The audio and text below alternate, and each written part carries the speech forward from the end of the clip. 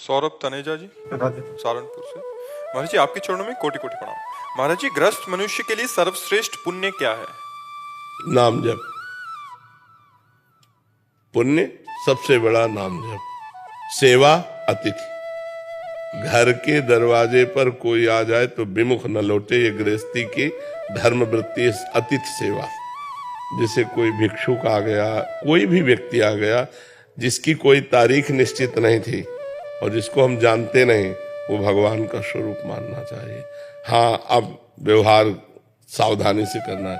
जैसे दरवाजे पे कोई आया आपके और मांग रहा है, भिक्षुक है, पहली बात तो मृदु वचन, राधे श्याम, कैसे, हाँ जैसे हम बोला ना, तो पहला स्वागत हो गया।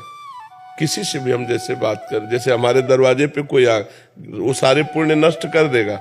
अगर आपके दरवाजे आया और डांट डपट के भगा दिया तो सारे पुण्य नष्ट हो जाए। पहला काम मृदु भाषण। आइए, हाँ, आप जल पिएंगे, इसमें पैसा तो लगता नहीं, आप भोजन पाएंगे नहीं। अब इसके बाद वो जो मांग कर रहा है आप नहीं कर सकते हैं। इतना स्वागत तो सब कोई कर सकता है, मृदु भाषण, जल और भोजन। क्योंकि कोई दरवाजे पे आया अगर भूखा है तो आप दरवाजे के बाहर बैठे, कोई भी है, आपका परिचय नहीं, तो हम ये आदेश नहीं करते कि अपरिचित को आप अपने घर ले जाइए। क्योंकि आजकल दंभ, पाखंड, नाटक, छल, कपट, इसकी भी बहुत वृद्धि हो रही है। तो कोई भी दरवाजे पे आए तो प्यार भरा वचन, और आप जल पिएंगे, आप भोजन पाएंगे, आप 10 मिनट बैठिए, अभी मैं आपके भोजन की व्यवस्था। इसके बाद कोई कहता है रुपया चाहिए, हमारी श्रद्धा नहीं है। सीधे सब, हमारी सामर्थ्य नहीं, ऐसा नहीं, हमारी श्रद्धा नहीं, रुपया देने की हमारी श्रद्धा नहीं, खत्म, आप जाइए। फीस के बाद जब मान लो कोई रोष हो तो उसके इशारे भी होते हैं। नहीं, एक हमें बताए थे गृहस्थी, तुम्हारा लड़का मर जाएगा, संत हृदय नवनीत समाना, कहा कविन पर काहे न जाना, पर दुख द्रवै सुसंत पुनीता, निज परिताप द्रवै नवनीता, पर दुख द्रवै सुसंत पुनीत। संत वही जो दूसरे के दुख से दुखी हो जाए, वो तुम्हारे पुत्र का कैसे नाश की बात कर सकता है? भोजन, कोई सर्दी में कांप रहा है, कपड़ा, औषधि, ये सब व्यवस्था जो खुद तन को लगाते हैं हम। हाँ बिल्कुल बिल्कुल, लेकिन अर्थ देने में थोड़ा सा सावधान रहे, पता नहीं वो अर्थ का क्या करेगा जाके। इसलिए अतिथि देवो भव, गृहस्थ में, सेवा धर्म में अतिथि देवो भव, और सबसे बड़ा महान पुण्य नाम।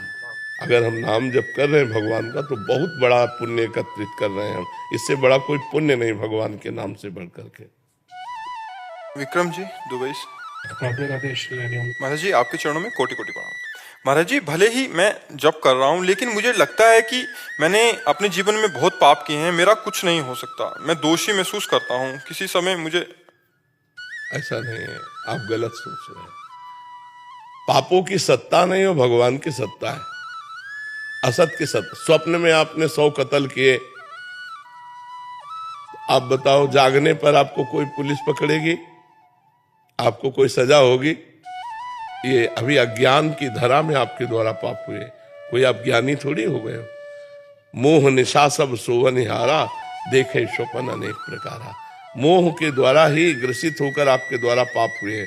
अब आप सतमार्ग में जग रहे, तो जैसे जगे हुए पुरुष को स्वप्न के किए हुए पापों का फल नहीं भोगना पड़ता, ऐसे हुई जब तुम ज्ञान में जग जाओगे तो इस जगत में जो तुम जागृत अवस्था में अपराध किए हो, उन अपराधों को नहीं भोगना पड़ेगा।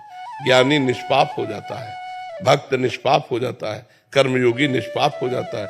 अगर ये तुमने सोच बना ली कि मेरा तो कुछ हो ही नहीं सकता, तो फिर गड़बड़ हो जाएगा। ऐसा कभी नहीं। आज से निश्चय करो कि मैं परम पवित्र होकर भगवान को प्राप्त करूंगा। बड़े बड़े पापी हुए हैं, आप क्या है, कुंतल कुंतल पापी हुए हैं नहीं, और वो भगवान के पास पवित्र महात्मा बन गए, तो तुम तो 10-20 ग्राम, 50 ग्राम, 100 ग्राम नहीं। अगर थोड़ा ज्यादा वजन होता तो जेल में होते, हमारे सामने थोड़ी होते। तो इसलिए आप बदल सकते हो। आप ऐसा मत सोचो कि मैं बदल नहीं सकता, ठीक है ना? नाम जप करो, भगवान के आश्रित रहो।